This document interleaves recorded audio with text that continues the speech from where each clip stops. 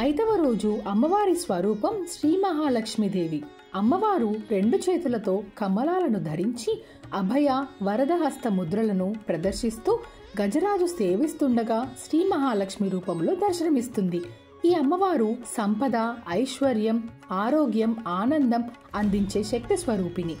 ఆదిలక్ష్మి, ధనలక్ష్మి, ధాన్యలక్ష్మి, గజలక్ష్మి, సంతానలక్ష్మి, విజయలక్ష్మి, విద్యాలక్ష్మి, ధైర్యలక్ష్మిగా వరాలను ప్రసాదించి అష్టలక్ష్మి సమిష్టి రూపమే మహాలక్ష్మి. 3 శక్తులలో ఒక శక్తి అయిన మహాలక్ష్మి అమితమైన పరాక్రమాన్ని చూపించి హలుడు అనే రాక్షసుని సంహరించింది.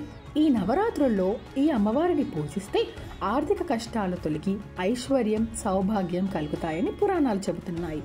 ఓం శ్రీం హ్రీం క్లీం శ్రీ మహాలక్ష్మియే నమః అనే మంత్రాన్ని 108 సార్లు జపిస్తే చాలా మంచిది. ఈ రోజు అమ్మవారికి ప్రత్యేకంగా క్షీరాన్ని నివేదన చేస్తే చాలా మంచిది. అమ్మవారి కటాక్షం పొందడానికి ప్రత్యేకంగా కనకదార స్తోత్రం చదవడం చాలా శుభప్రదం. ఈ స్తోత్రం శ్రీ ఆదిశంకరాచార్యుల వారు రచించారు.